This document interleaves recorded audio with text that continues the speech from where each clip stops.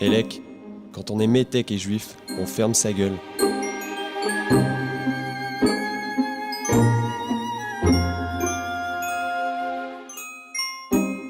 Nom de l'élève, Élec. Prénom, Thomas. Nationalité hongroise. Né le 7 décembre 1924 à Budapest. Dans la famille, Thomas, on l'appelle Tommy. C'est une famille de gens, qui ont une certaine aristocratie en eux.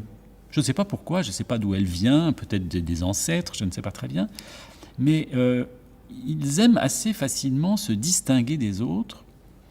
Et particulièrement la mère. La mère de Thomas, ce n'est pas du tout une intellectuelle,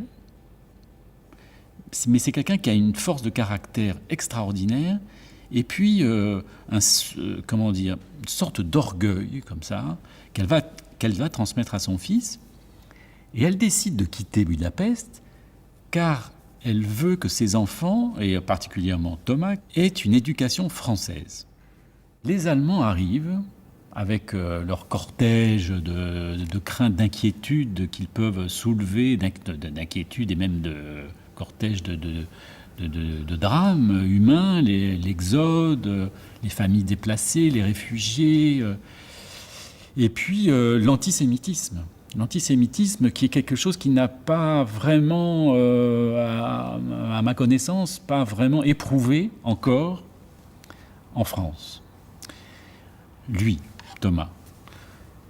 Et là, il sent bien que quelque chose arrive qui va complètement bouleverser sa vie. Sur 100 Français de vieille souche française, 90 au moins sont de vrais blancs, purs de tout autre mélange racial. Il n'en est pas de même du juif.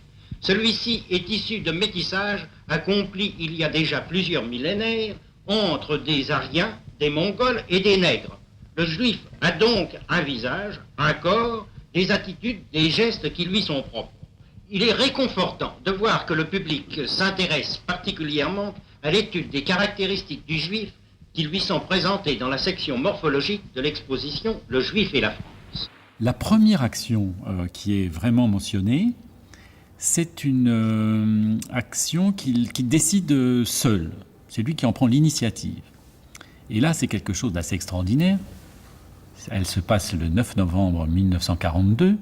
Hier, vers 19h, une explosion s'est produite à l'intérieur de la librairie franco-allemande, 47, boulevard Saint-Michel, un peu avant la fermeture de cette maison. Thomas décide de la faire sauter, tout seul. Il envoie son petit frère qui a 12 ans faire les plans, faire des repérages. Et puis quand ces plans et ces repérages sont faits, il confectionne la bombe. Il confectionne la bombe à retardement. Et alors là, il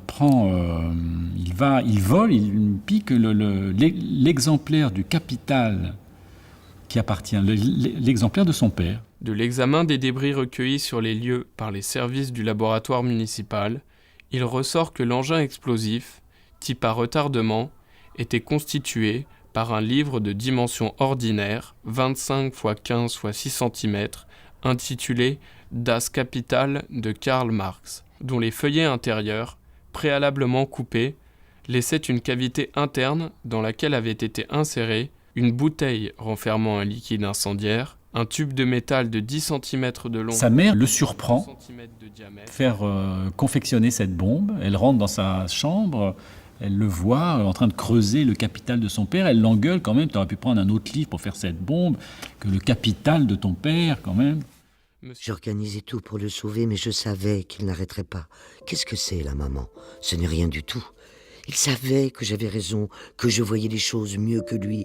Mais non, il ne voulait pas être honteux. C'était sa jeune flamme. Il voulait aller jusqu'au bout. Ils ont été arrêtés. Viens, viens. Je te jure, maman, je te jure sur ta tête que dimanche, je viendrai avec toi. Il n'est pas venu. Et le dimanche d'après, après avoir juré pour le dimanche d'après, il a été arrêté.